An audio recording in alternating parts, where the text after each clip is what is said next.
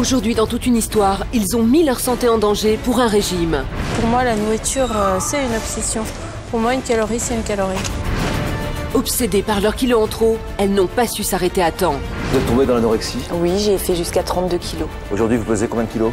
47 500. Pourquoi vous insistez sur les 500? Parce que c'est pas 48. C'est vous, ça?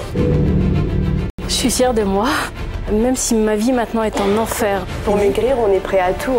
Je buvais du vinaigre. Ça me permettait de me brûler au niveau de la gorge et de ne plus avaler. Je perds mes cheveux, j'ai des problèmes de dents. Et j'ai même demandé à ma maman de me tuer. Parce que Pardon? de me tuer. Effectivement, elle m'a demandé « Maman, aide-moi à mourir ». Jusqu'où peut-on contrôler son corps? La beauté a un prix et comme on dit, il faut souffrir pour être belle. Elle s'est vue partir, votre maman? Non. Elle a compris ce qui lui arrivait? Non.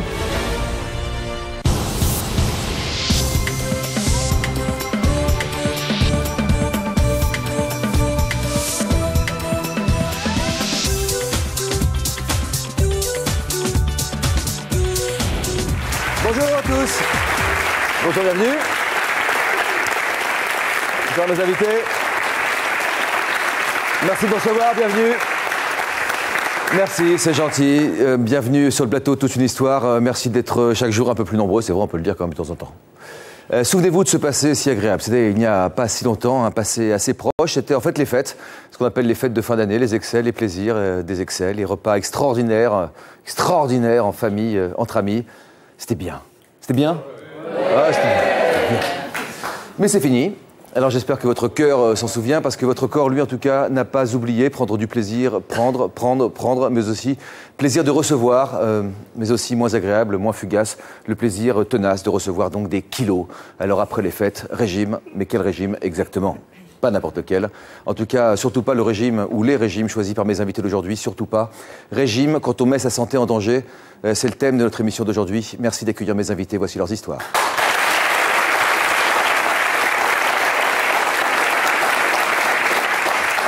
C'était comment les fêtes, Sévine? Très bien. Très bien. Très bien. Qu'est-ce que vous avez mangé à Noël? Comme d'habitude. C'est-à-dire? Mon menu habituel. Qu'est-ce que vous avez mangé pour Noël, Sévine? Du tofu et puis... Pardon, pour Noël. Du tofu. Du tofu? Oui, avec ma petite soupe et mon petit yaourt, ma petite tranche de jambon. Vous faites ça parce que vous pensez avoir des problèmes de poids? Oui. Je vous demande de vous lever. Ah oui, vraiment. Depuis ce régime, vous avez perdu combien de kilos? 44. Pardon? 44.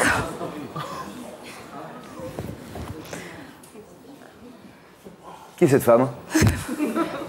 C'est moi. Il y a combien de temps? Il y a... Incroyable. Je sais pas. Il y a 10 ans? Un peu. En fait, je fais toujours un petit peu yo-yo, mais là, j'étais environ à 130 kilos. Là, j'étais à 130 kilos. Ah, incroyable. C'est vous, ça? C'est moi. C'est bien vous? C'est moi. Vous avez perdu 44. En combien de temps? Depuis le 1er janvier. Bonne résolution, 1er janvier, départ. Je ne sais pas si ça fait rire tous nos invités. On est en train de prendre une tournure un peu sympathique parce qu'on parle de nourriture, parce qu'on sort des fêtes aussi. Mais je pense que les témoignages de Bénédicte et Dominique, et puis le vôtre aussi peut-être, vont nous montrer qu'il y a des côtés dans ces régimes qui ne donnent pas envie de sourire. Bonjour à tous les deux. Bonjour. Voir la démarche de cette jeune femme. Votre femme, elle, personne ne pouvait l'arrêter? Rien ne pouvait l'arrêter? Non. Même pas vous? Non.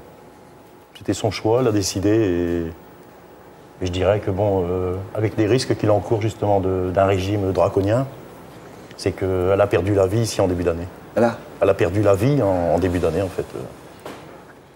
J'ai perdu mon époux, ils ont perdu leur maman le 5 février 2007. Et vous témoignez aujourd'hui avec votre belle-fille. Sur les dangers en fait. On parle de votre maman, Bénédicte, de la femme de cet homme qui vous a élevé. Laetitia, combien pesez-vous aujourd'hui? Alors aujourd'hui, je fais 1m79 pour 47 kg 500. 1m79. 1m59 pour... c'est pas pareil. Pour 47 kg 500. D'accord. Tout va bien. Oui. Oui. Oui. Bien. Bonjour madame. Bonjour. Ou tout ne va pas bien? Si, ça va.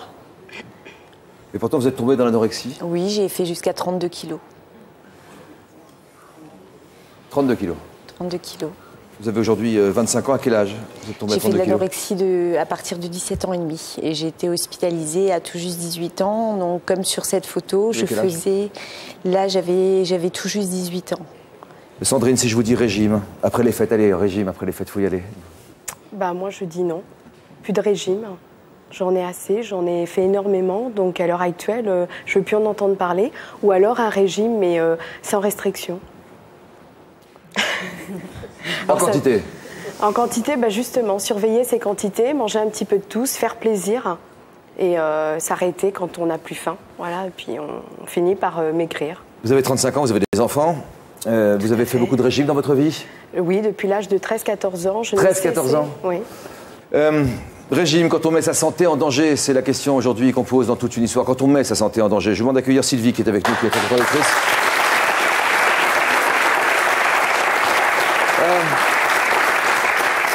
Vous êtes une adepte des régimes, vous habitez Venelle dans les Bouches-du-Rhône, mariée, 2 enfants. Contrairement à nos invités aujourd'hui, vous pensez qu'on peut se contrôler? Oui. Qu'on peut ne pas se laisser dépasser? Oui. Qu'est-ce qui est arrivé alors? Quel regard vous posez a priori sur ce qui est arrivé à nos invités? Je crois que, comme dans toute chose, c'est les excès qui sont dangereux. Aussi bien dans le cas de cette jeune femme qui est tombée dans l'anorexie que de l'autre côté, quand on se jette sur la nourriture et qu'on atteint... Et vous êtes à l'abri de ça, vous? Je pense, oui, maintenant.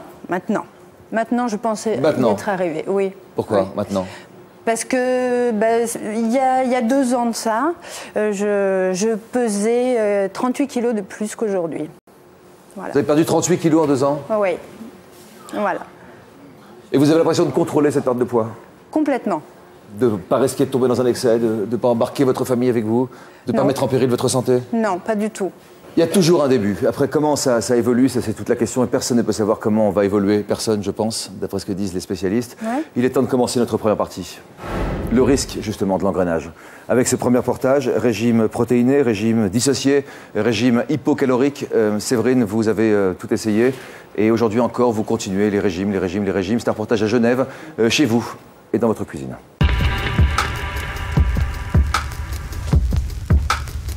« 66,6. Ça va. » Il y a 8 ans, Sévine pesait 130 kilos. Elle a perdu 65 kilos. Pour garder la ligne, elle s'impose un régime draconien. Tous les matins, c'est la même chose. Je ne change pas une équipe qui gagne. Tous les jours, elle mange exactement la même chose. Tous les midis, elle saute le déjeuner. Dans l'après-midi, elle s'autorise une pomme.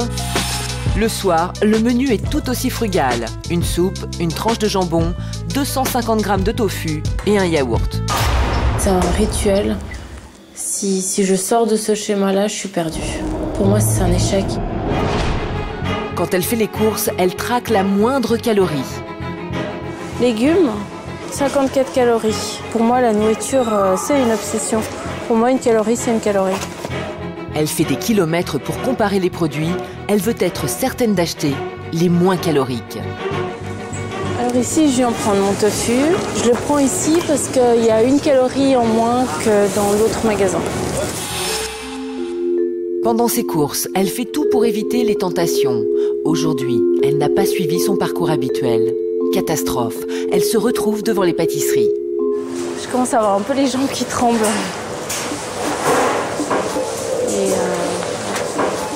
Parce que ça me donne envie et que je pense que je suis un petit peu en manque.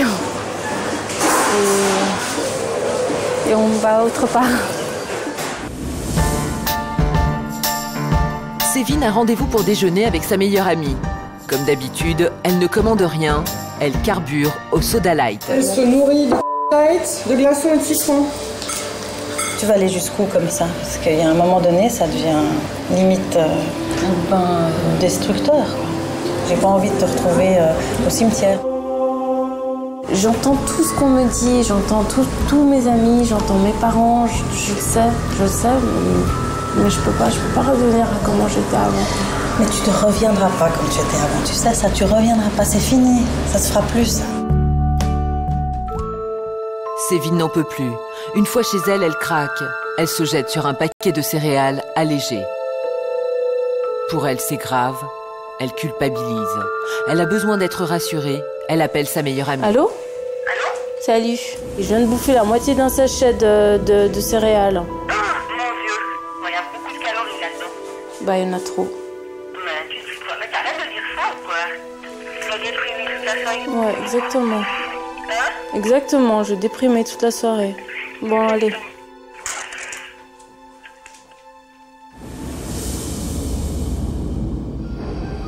Seule, une nutritionniste peut l'aider. Sévine a besoin de faire le point sur son rapport à la nourriture. Vous manquez vraiment, cruellement, je trouve, de vitamines et d'antioxydants qui sont apportés d'abord par les fruits et les légumes. Si je rajoute des aliments sains, équilibrés, des fruits et des légumes, je pense que je vais regrossir automatiquement vu que je vais avoir plus de calories. Je suis inquiète du fait que les choses peuvent basculer, mais pas en ce qui concerne votre poids. Moi, je crains une dépression. Je vois que c'est déjà... Je fais presque monter les larmes aux yeux. On arrête ça tout de suite. Tout de suite. J'étais plus heureuse quand j'avais pas à faire attention à tout. Maintenant, c'est vrai que je suis malheureuse. Je suis peut-être belle, mais je suis malheureuse.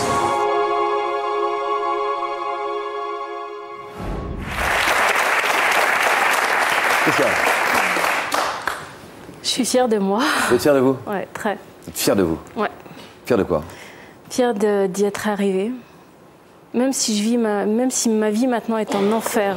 Votre vie est un enfer et vous êtes contente de ça? Non, je suis contente de pouvoir entrer dans un magasin, de pouvoir m'habiller normalement, de pouvoir. Mais votre vie est un enfer. Ma vie est un enfer. Ma vie est un enfer et je suis très contente. Mais je jalouse quand je vois une femme qui est un peu forte dans la rue, je la jalouse. Je suis très contente, ma vie est un enfer et je jalouse les femmes un peu fortes.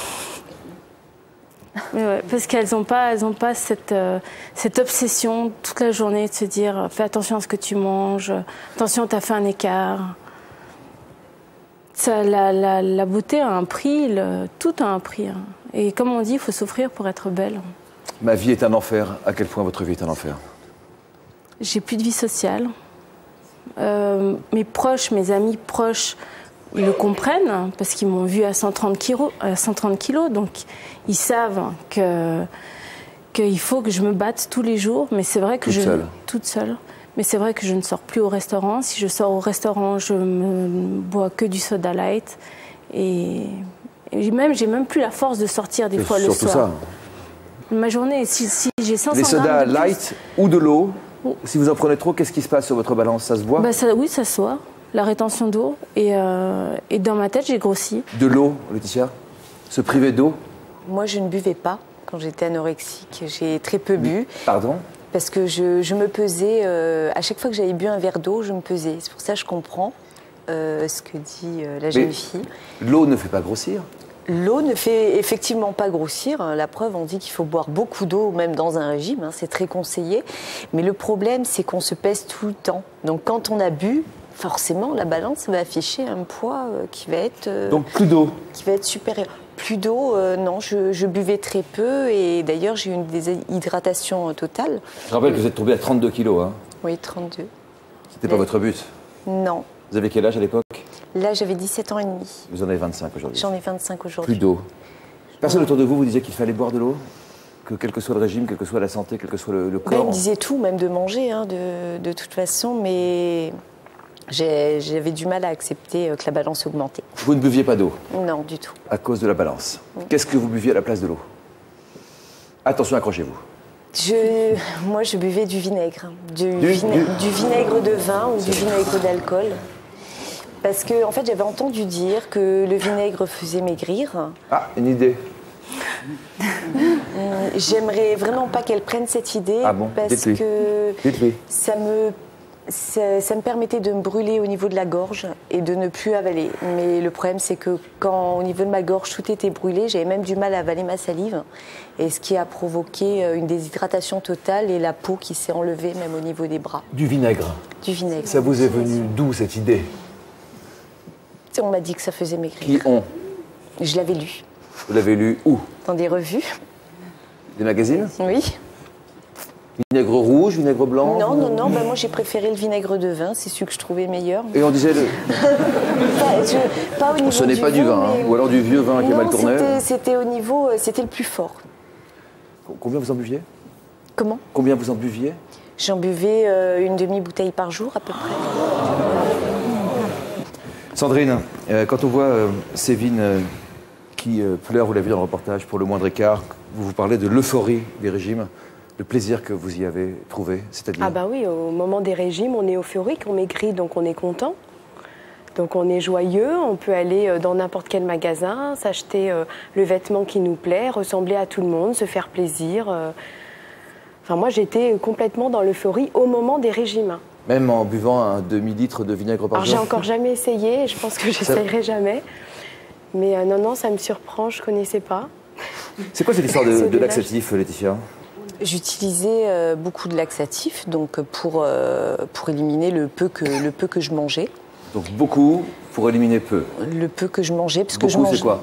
Beaucoup, 22 laxatifs. 22. C'était des boîtes de 22, 20, 22. Ce sont des médicaments qui sont en pharmacie? Qui sont en vente libre en pharmacie. Donc 22 par mois? Non, 22 par jour. Ainsi que des lavements, quand ça marchait pas assez, j'utilisais des lavements qu'on achète en pharmacie, qui sont principalement utilisés en milieu hospitalier. Et... 22 laxatifs par jour? Oui. Vous êtes sûr de ce que vous dites? Oui. Et ça me faisait maigrir, hein, forcément. Ah oui. Mais c'est que de l'eau. C'est pas, puisque je mangeais pas, c'était de l'eau. Ça tombe bien, vous n'en buviez pas. Mais comment vous vous sentiez comment dans votre corps avec tous ces laxatifs, avec ce vinaigre, avec mal. L'euphorie dont on parlait il y a un instant? Oui, oui, l'euphorie, oui, parce que le contrôle sur le contrôle. Le contrôle et puis aussi une euphorie, une hyperactivité. Moi, j'avais vraiment une hyperactivité. Plus je maigrissais, plus je bougeais. 32 kilos. Prisonnière des régimes. Prisonnière, au bout d'un moment? Prisonnière, oui, pendant cette période-là, oui, parce que je mangeais plus avec mes proches, je faisais plus rien avec mes proches. Vous habitiez à la maison, que disaient vos parents? Il me disait de manger, il m'incitait un peu, mais de toute façon, je vomissais tout ce que je mangeais, donc c'était difficile. Laetitia, vous étiez vraiment ronde, vraiment ronde, Laetitia, quand vous avez commencé les régimes? Je faisais 1m59 pour 59 kilos, mais je faisais beaucoup de sport, donc j'étais pas vraiment ronde, j'étais musclée. Voilà. 1m59, 59 kilos, enfin je veux dire, en plus en faisant du sport, c'est voilà, un corps équilibré. Oui.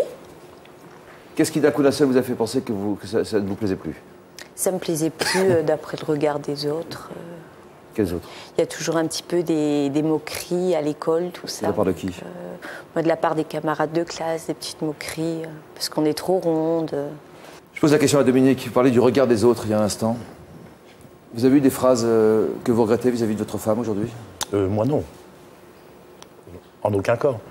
Mais par contre, elle, si, elle l'a subi. Comme elle vient de dire, cette demoiselle, de la part du regard des autres, en fait. Je pense que, sans pour autant épargner les hommes, mais dans un contexte plutôt féminin, je pense que les femmes, ils se sentent plus touchées moralement. Par une remarque de femme? Comment? Par une remarque de femme? Non, par le regard des autres, en fait. Elles se sentent mal dans leur peau, elles veulent tous avoir une silhouette de mannequin. On voit que ça. Regardez aujourd'hui aussi les émissions de télévision, Star Academy, et toutes des belles jeunes filles. Tout le monde, toutes les femmes veulent être belles. Et mon épouse, qui avait 53 ans aussi, souhaitait rester jeune et belle.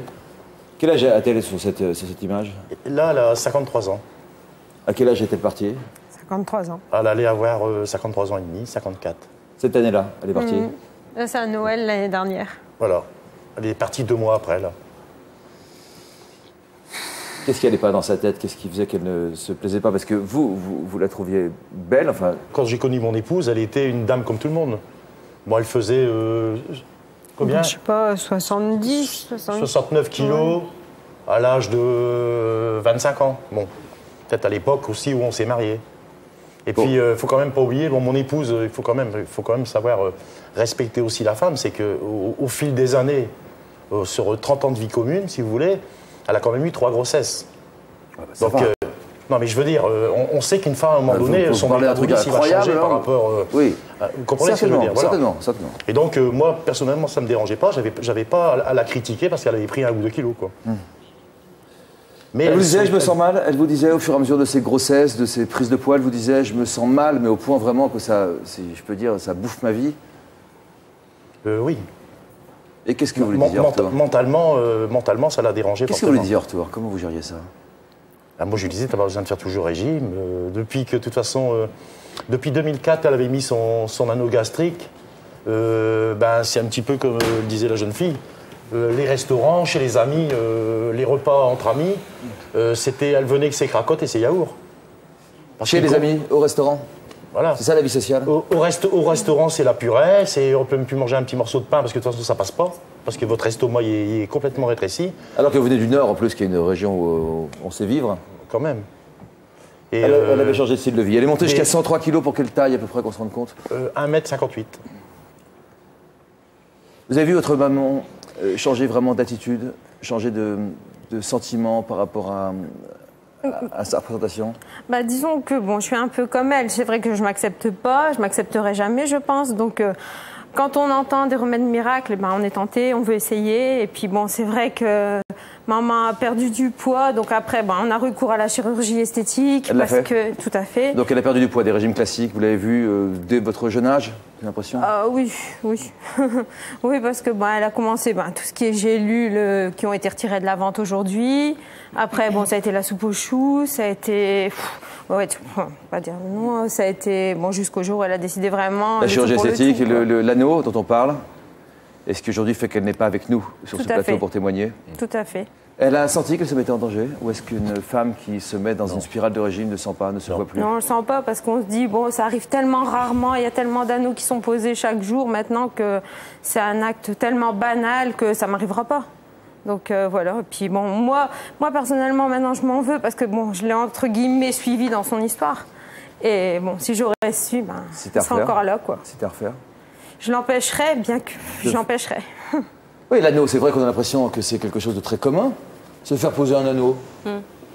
Aller chez le dentiste, Non, mais justement, c'est pas si commun que ça. Anneau gastrique, évidemment. Ouais. Et ça demande une bonne réflexion à plusieurs, avec la patiente, avec le médecin traitant, et je pense avec une psychologue systématiquement. Le risque de mort, il est formulé par celui qui pose l'anneau? Il devrait l'être. Comme tout acte chirurgical, il est très restreint, bien sûr. C'est une question de...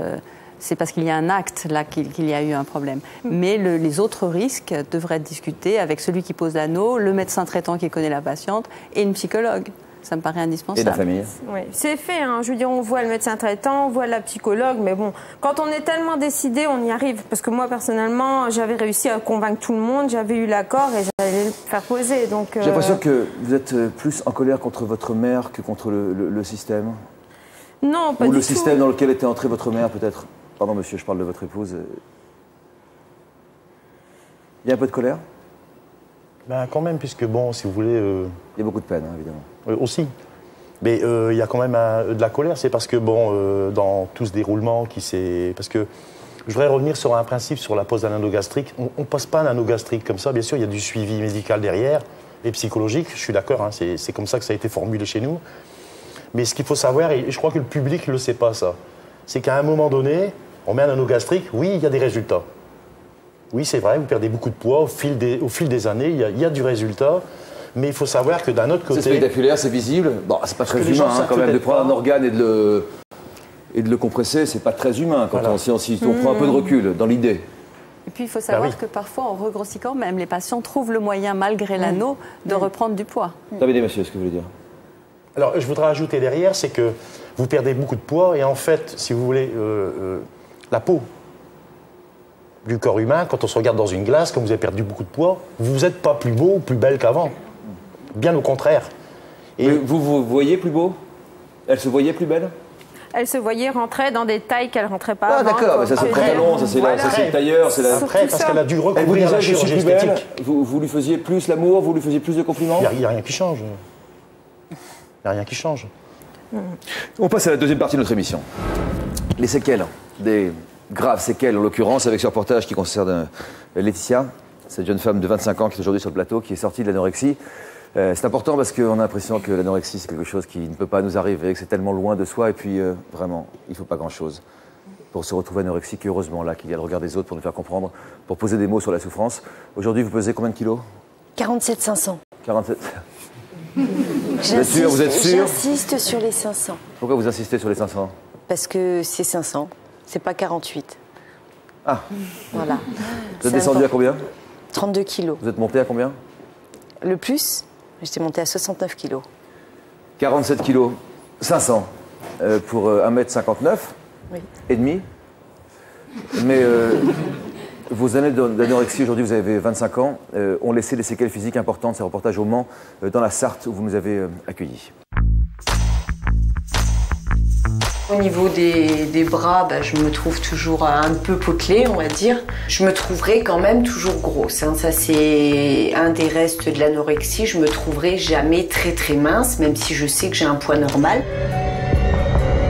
À cause d'un simple régime, Laetitia est tombée dans l'anorexie, jusqu'à peser 32 kilos. Aujourd'hui, Laetitia garde certaines habitudes. Elle se pèse 2 fois par jour et ne fait qu'un seul repas. Maintenant, je m'alimente quand même, alors qu'avant, je ne mangeais pas du tout. Et je garde ce que je mange, alors qu'avant, le peu que je mangeais, j'allais le rendre au niveau des cabinets. 3 ans après l'anorexie, Laetitia garde des séquelles. Ostéoporose, problèmes musculaires, sa vue a baissé, ses dents sont très abîmées. Toutes les semaines, elle va chez le dentiste. Si vous avez manqué de tout, c'est normal qu'il y ait des répercussions. Si vous n'avez pas mangé de fromage, de laitage et de tout ce qui comporte du calcium, ça a certainement eu des effets néfastes sur vos dents et donc sur les caries. Malheureusement, ce qui est abîmé, c'est fait. Le mal est fait, comme on dit. Le plus grave, Laetitia essaie d'avoir un enfant et n'y arrive pas. Elle a peur que ce soit à cause de l'anorexie. Pourquoi vous mangez qu'un repas par jour? Parce que j'ai pas faim, donc je mange pas le matin ni le midi, je mange que le soir entre. Donc c'est quand même très déséquilibré encore l'alimentation. Il faudrait mieux que vous grossissiez encore un tout petit peu. 1 kilo de plus si c'était pas trop vous demander. Non, c'est pas possible. C'est pas évident. C'est pas évident. Non. Laetitia est en couple depuis 3 ans. Son amie rêve d'un enfant. Elle a peur de le décevoir. Des fois, je me sens quand même un petit peu coupable parce que vu que j'ai fait de l'anorexie, je me dis est-ce que c'est pas à cause de ça que j'ai des problèmes au niveau hormonal, etc. Les erreurs du passé, c'est les erreurs du passé, faut pas revenir dessus. Je t'ai prise comme tu es, avec le pour, le contre, et je t'aime comme tu es, c'est tout. Bon, en tout cas, sache-le, moi je t'en pas du tout pour ça. C'est pas grave. On arrivera. Hein. Je suis Laetitia, enseignante d'anorexie. N'hésite pas à me contacter afin que je puisse te raconter mon parcours vers la guérison. Laetitia va régulièrement sur les sites pro-anorexiques pour aider d'autres jeunes filles. Elle est choquée par les conseils qu'on y trouve. Pour bien vomir, il faut mettre les doigts au plus profond de ta gorge. Quand tu sens que ça monte, surtout n'enlève pas tes doigts, garde-les dans ta gorge. Ça me rappelle des souvenirs, des mauvais souvenirs, parce que j'ai tellement vomi que ça me fait mal de voir des choses comme ça, parce que c'est vraiment de l'autodestruction et on a l'impression vraiment que pour être belle et désirable, il faut être un squelette et ça c'est pas possible, parce que quand vous êtes un squelette, vous pouvez pas vivre.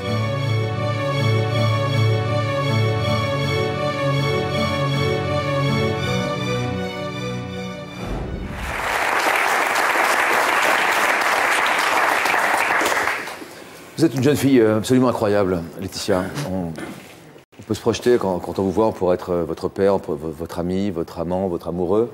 Et on se dit, cette jeune femme parle de choses qui sont extrêmement bizarres, d'une manière extrêmement simple.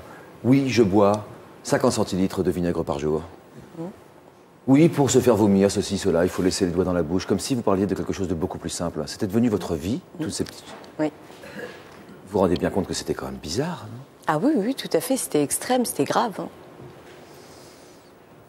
C'était très grave. Qu'est-ce qui vous fait sourire depuis... C'est le fait de voir cette photo, c'était au mariage de ma maman.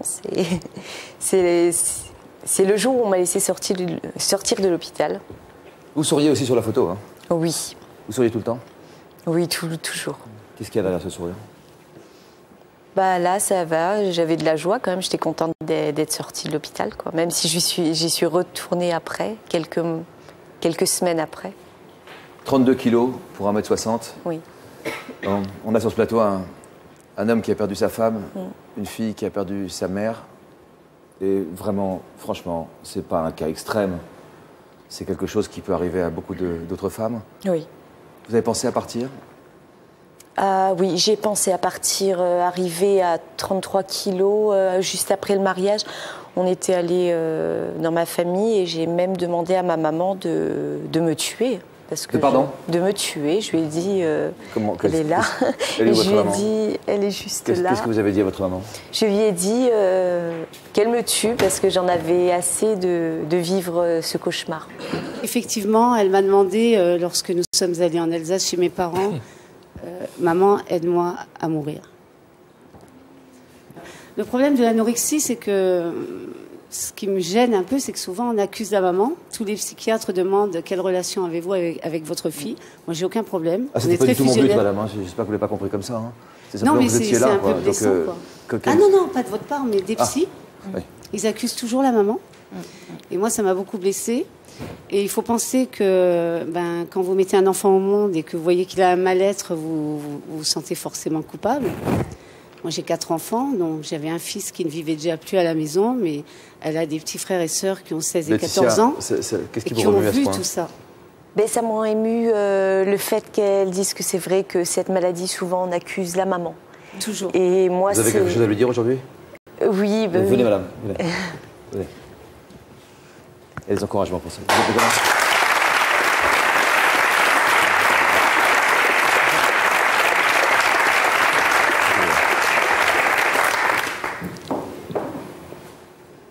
C'est que c'est ma maman et que je l'aime et c'est la seule personne qui m'a aidée avec mon papa et mon beau-père qui est là aussi. Parce que quand on est dans cette maladie, comme le disait la jeune fille, elle se sent isolée. Elle se sent pas malade, cette jeune fille. Elle se sent pas malade, mais elle se sent isolée. Oui. Et ce qu'il faut, j'aimerais lui dire, surtout parce que moi je l'ai vécu, c'est quand vous êtes dans une maladie comme ça, il n'y a plus personne qui vous parle. Moi, j'ai que 3 personnes de ma famille, mon papa, ma maman, mon beau-père qui étaient là. On est en train de se poser des questions aujourd'hui, de savoir à partir de quel moment on perd le contrôle. On a l'impression qu'on a le contrôle, ça fait sourire, ça donne de la force. Sur ce sourire, votre mère souriait?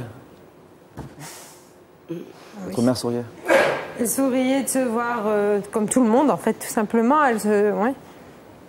Malgré, elle a fait son body life, donc son opération qui était une opération assez lourde. J'ai été la voir, tout de suite sa réaction c'était regarde, maintenant j'ai plus de ventre, je suis bien, et voilà. Quelques semaines, quelques jours avant de mourir, elle souriait? Pas juste après avoir fait serrer son anneau, mais bon, le mois juste avant, oui, elle souriait, elle était heureuse. Et... Elle était joyeuse dans sa vie. Elle était joyeuse, ouais, tout indépendamment de sa souffrance qu'elle gardait pour elle. Sévine, vous suivez un régime draconien, pas plus de 1000 calories par jour depuis 1 an. Et quand même, objectivement, vous avez la franchise de nous dire que votre corps en souffre. De quelle façon? Mon corps et ma tête, déjà. Votre corps, quelle carence? Je perds mes cheveux, j'ai des problèmes de dents.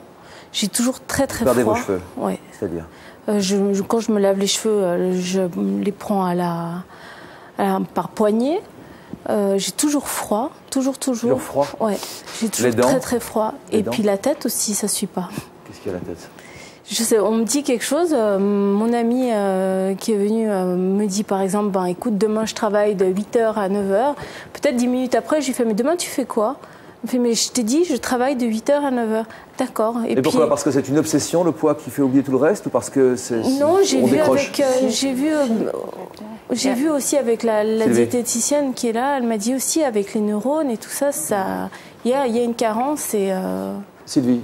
Oui, je voulais réagir à ce qu'elle dit parce que c'est grave d'entendre ça et de voir à quel point vous souffrez et vous êtes frustré de ne pas pouvoir manger et vous en êtes consciente en plus. Donc c'est ça qui est dramatique, c'est d'aller où il ne faut pas aller. Je perds mes cheveux, je perds mes dents.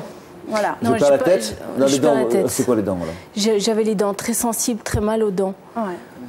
Le magnésium, on vous a prescrit du magnésium, c'est bon pour tout, c'est ce qu'on dit du magnésium. En plus, ça détend le cerveau, ce qui ne fait pas de mal. Ça aide à dormir. Pourquoi vous n'avez pas pris le magnésium? Parce que déjà, il y a des calories dans le magnésium, et puis... Et puis ça ouvre l'appétit. Dominique, comment vous réagissez à toutes ces histoires? De voir ces femmes qui sont aujourd'hui en pleine santé, mais qui marchent sur le fil ou qui ont marché sur le fil. Moi, c'est ça, moi je dis attention, parce que bon, faire attention à son alimentation, tout le monde a le droit de le faire quand même, mais en arriver à un moment donné, à un stade... C'est quoi la limite? Où on recule devant rien et jusqu'à la mort, ça sert à quoi d'être mince, hein? La suite de votre histoire dans un instant, juste après ce message de la rédaction pour l'une de nos prochaines émissions. Vous avez vécu un coup de foudre. Une rencontre amoureuse a bouleversé votre vie. Vous avez tout quitté par amour. Vous aimeriez retrouver cet amour que vous n'avez jamais oublié. Vous aimez un membre de votre famille. Vous menez une double vie. Vous vivez ou avez vécu une histoire d'amour tabou, prof-élève, mineur majeur, avocat bandit. Vous aimez une personne du même sexe que vous ou transsexuel. Pour nous raconter votre histoire, contactez-nous au 0820 16 30 15 ou connectez-vous sur le site de l'émission. Prochainement, dans Toute une histoire, nos invités vivent un amour impossible. J'ai rencontré Claude au monastère.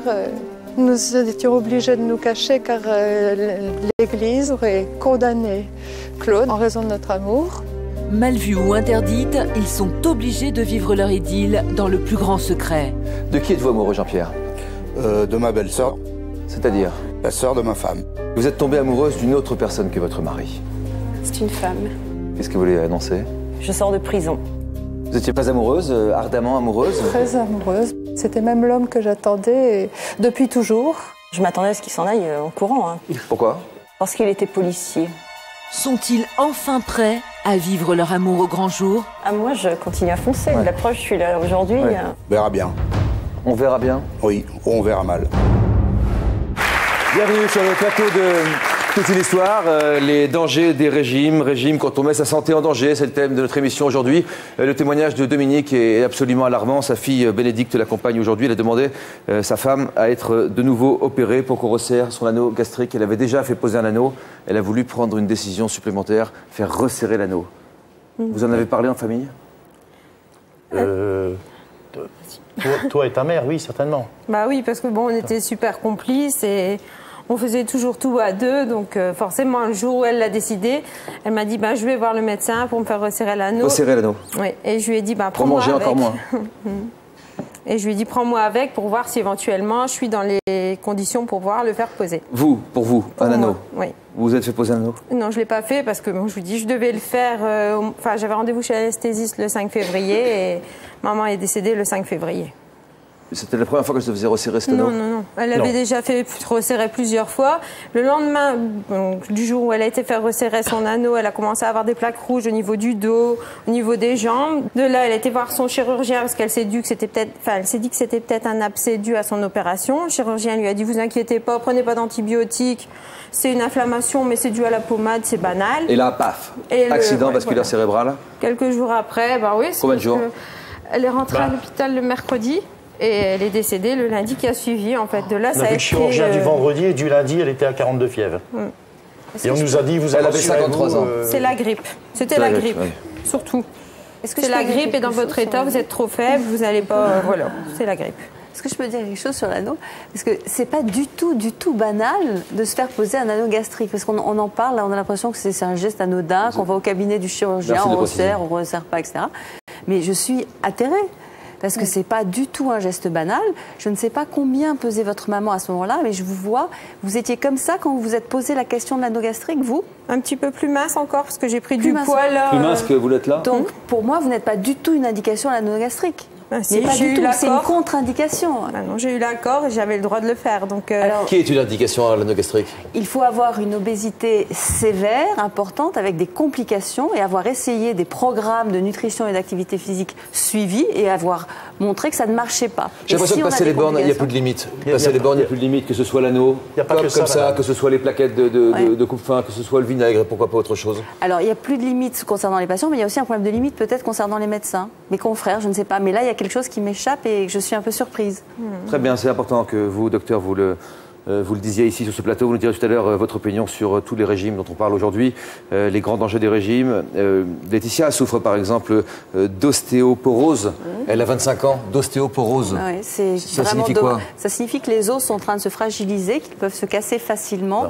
Et c'est quelque chose qui, à son âge, n'est pas forcément C'est la maladie des personnes âgées, ça? Tout à fait. Mais les régimes, quand on fait des régimes, on vieillit plus vite. C'est peut-être une des choses qu'il faut dire à toutes les personnes qui veulent faire des régimes. À chaque régime, on accélère son vieillissement. Nous allons en parler avec Sandrine. Depuis que vous avez suivi ce régime, vous n'arrivez plus véritablement à retrouver un équilibre alimentaire. On passe à la troisième partie de notre émission. Essayez en tout cas de réapprendre à bien manger. Vous avez arrêté les sachets protéinés? Voilà, c'est ça. Super sexy les sachets protéinés. Tout à fait. Bon appétit, bonjour. Comment ça marche un repas de sachets protéinés? En fait, on a un sachet, de la poudre, on le mélange à de l'eau avec un shaker. Servez, c'est bon. Voilà, c'est très bon, ça sent pas très bon. Enfin, en tous les cas, ça attirait bien mes enfants parce qu'on a des sachets en crêpes, mousse au chocolat, etc. Donc, quelquefois, j'avais même ma fille qui me demandait « Est-ce que je peux goûter ?» Quel âge votre fille? 7 ans. Depuis, en tout cas, en ce qui vous concerne, Sandrine, vous refusez de retomber dans ces régimes. Vous aimeriez quand même perdre un petit peu de poids. Alors vous avez choisi de faire appel à un coach nutritionniste qui est venu à domicile vous conseiller sur votre alimentation. C'était il y a quelques jours à Galhuis. Voilà, une diététicienne, exactement. À Galhuis, dans les Yvelines.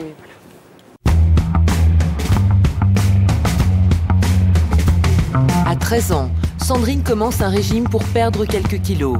À partir de là, c'est l'engrenage. Elle devient une véritable accro des régimes. Elle finit par mettre sa santé en danger. J'ai perdu mes cheveux.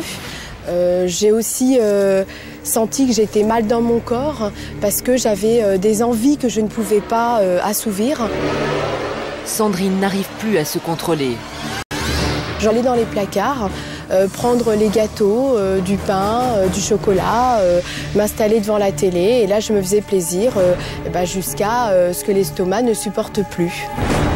Ces crises lui font peur. Elle sent qu'elle met son corps en danger. Elle décide de tout arrêter. Elle prend 15 kilos. Je me trouve trop ronde, trop grosse. Il y a les cuisses qui se touchent. Voilà, ça fait tout rond partout, donc c'est pas joli à regarder. J'étais beaucoup mieux avant. Elle voudrait maigrir sans risque pour sa santé. Elle ne sait plus comment faire. Florence Pujol est diététicienne. Nous lui avons demandé de rencontrer Sandrine pour la conseiller. Bonjour! Je ne vais pas vous parler de perdre 4 kilos par semaine, 10 kilos par mois ou je ne sais pas quoi, mais par contre, de vous rééduquer, de reprendre du plaisir et de perdre du poids progressivement sans mettre en danger votre corps et aussi arrêter ce yo-yo qui cause aussi des problèmes de santé. La diététicienne commence par inspecter les placards. Elle veut se faire une idée des habitudes alimentaires de Sandrine. Le réfrigérateur est un peu pauvre en légumes. Je pense que tout à l'heure, on va partir en acheter. Elle découvre ensuite un tiroir rempli de pots de pâte à tartiner. Sa réaction est inattendue. Si vous consommez cette pâte à tartiner au moment où vous avez faim, ça correspond à votre besoin de corps et vous ne prendrez pas un gramme. Deuxième étape, notre diététicienne entraîne sa nouvelle patiente au supermarché. La leçon commence au rayon yaourt. Au niveau des yaourts, je serais tentée par prendre des yaourts à 0% de matière grasse. Évitez 0% matière grasse, 0% de sucre. À la fin, c'est 0% de yaourt aussi. Hein. D'accord. En gros, un yaourt sans matière grasse, un yaourt sans vitamine D, donc sans calcium. Ça sert à rien. Un rayon que Sandrine a l'habitude d'éviter comme la peste, le rayon gâteau. Les gâteaux, vous y allez jamais? Uniquement pour les enfants. Ah, ceux que j'aime, c'est ceux-là. Vous pouvez consommer ces gâteaux au chocolat à partir du moment où vous les consommez au sein d'une alimentation équilibrée, que vous les mangez avec faim et que vous vous arrêtez à satiété. Sandrine hallucine. Rien n'est interdit. Je n'aurais jamais pensé que j'aurais pu manger dans le même repas des pâtes et des gâteaux. Il faut arrêter avec les régimes restrictifs. Ils sont dangereux pour votre santé. Le tout est de se faire plaisir, de manger équilibré, de manger avec faim et de s'arrêter à satiété. Très bien. De retour à la maison, Florence aide Sandrine à préparer un repas équilibré. Au menu, pâtes aux légumes et viande grillée. toute la famille met la main à la pâte. Florence peut maintenant repartir. Elle reverra Sandrine une fois par semaine. C'est l'heure du bilan. Qu'a pensé Sandrine des conseils de la diététicienne? J'ai enfin appris que je pouvais maigrir en mangeant normalement, en mangeant de tout, sans me restreindre, sans me priver et sans tomber dans un régime où tout est interdit.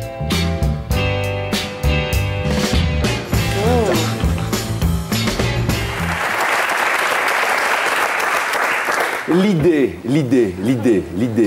c'est qu'on peut réapprendre à bien manger sans manger du tofu. C'est quoi du tofu? Du tofu? C'est pas du tofu? C'est quoi? C'est quoi du tofu? C'est ce que vous mangez tous les jours. Attendez, vous savez pas ce que vous mangez?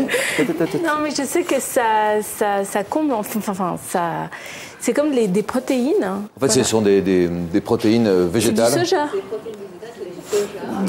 On prend l'eau et puis on fait cailler. C'est une espèce de yaourt, mais c'est pas du lait, c'est du soja. Ah, c'est bon surtout. Non, mais c'est très bon. J'ai fait au four. C'est très bon, avec un peu de soja dessus. Avec un peu de soja sur le soja, c'est toujours bien le soja. Comme vous voulez. Disons, j'ai vraiment la super cote, moi, aujourd'hui. C'est bien. Quand on parle de sachets protéinés, ces femmes qui vous disent je prends des sachets protéinés. J'ai envie de pleurer, de tristesse pour moi-même, parce que je trouve que c'est pas bon. C'est des protéines, on ne sait pas trop d'où elles viennent, quelle qualité ça a. Puis au niveau convivial, vous le savez très bien. C'est clair. On peut voir cette émission. Mais pour maigrir, on est prêt à tout. Hein. Mais oui. Moi, je me rends compte à l'heure actuelle que j'étais ridicule. Hein. Un soir, j'ai été invitée par des amis. Je suis arrivée avec mon sachet. C'est-à-dire qu'eux, ils mangeaient des tomates farcies et du riz, et moi, je mangeais mon sachet. Et puis, il y a même des médecins. Ça fait... Même moi, non, mais j'en rigole encore. Et j'allais chez ma belle-sœur, je disais, attention, tu me prépares mon saladier de salade. Donc, Franchement, Martine, en préparant cette émission, vous avez dit, on n'est quand même pas des poubelles.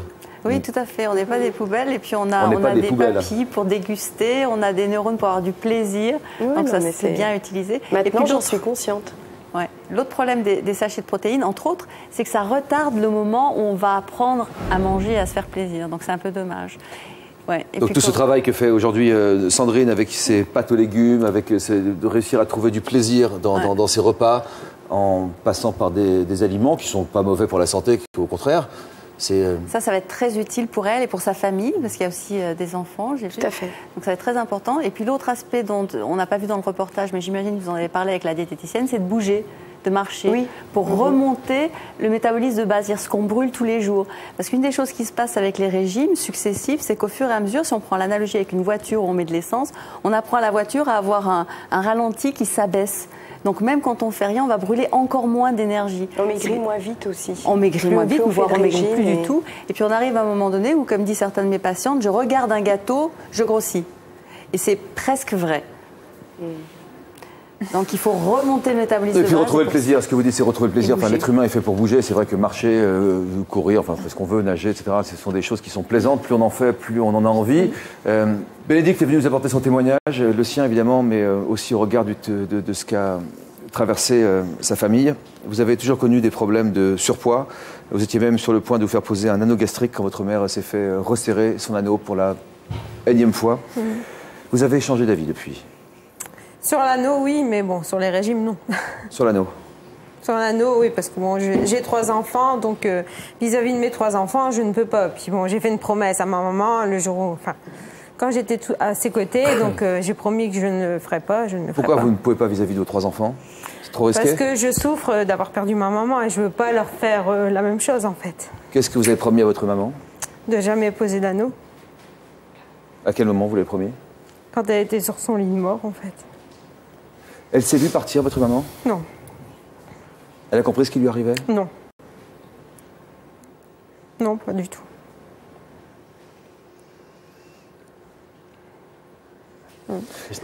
Aujourd'hui, quel regard vous portez sur tous ces régimes, sur toute cette façon de vivre? Je suis un peu partagée parce que bon, je souffre de mon poids moi-même, donc d'un autre côté, c'est vrai que bon, quand j'entends tout ça, j'ai déjà tout tenté, donc bon, c'est vraiment très difficile. Parce que bon, c'est vrai que pour moi, l'anneau, c'était mon remède miracle. Donc bon, maintenant, j'ai plus le droit, donc c'est vrai que j'ai baissé les bras par rapport au décès de ma maman. J'ai pris encore quelques kilos et bon, je sais très bien qu'un jour, j'aurai le déclic et j'y arriverai, quoi, sans l'anneau. Arriver à quoi exactement? à me sentir bien dans ma peau et à être comme tout le monde. Voilà. C'est vrai, quand on vous regarde comme ça, si je peux me permettre, vous êtes une femme harmonieuse. Agréable à regarder, si je peux me permettre. Merci. Vous ne pas me casser la gueule. Je vous le dis franchement. Hein. Merci. Laetitia, aujourd'hui, non mais il faut aussi réussir à se voir tel qu'on est. Hein. Je peux pas. Laetitia, vous êtes guérie d'anorexie? Guérie, oui. Ouais. Oui, je pense être guérie, même si je me trouve pas très mince maintenant. Enfin, je me trouve toujours grosse, mais je suis guérie au niveau de l'alimentation. Parce que je mange. Mais je me trouverai toujours grosse de toute façon. Grosse? Vous levez 2 secondes? Levez-vous 2 secondes. Elle est grosse, votre fille, là? Elle met du 34 en pantalon. Qu'est-ce que vous voulez lui dire? Je voudrais lui dire que, comme je voudrais le dire à tout le monde, qu'il faut arrêter la dictature du poids, qu'on n'est pas obligé d'abord d'être comme tout le monde, qu'on est tous uniques. Et puis que je suis contente qu'elle s'en soit sortie. J'ai toujours peur qu'elle rechute parce que c'est une angoisse permanente. Et moi, je lui demande qu'une chose, c'est d'être heureuse et puis de manger plus qu'1 fois par jour. Il était -5. Hein. Il était -5. À bientôt. On peut faire des excès de nourriture. C'était le cas il y a quelques jours, quelques semaines avec les fêtes. On peut évidemment modérer parfois son appétit. C'est pas vraiment ce qu'on appelle des régimes, mais il faut jamais oublier ce dont le corps a fondamentalement besoin. Que ton aliment soit ta seule médecine, disait Hippocrate, le fameux serment. Que ton aliment soit ta seule médecine. Passez une bonne journée. Merci d'avoir été avec nous.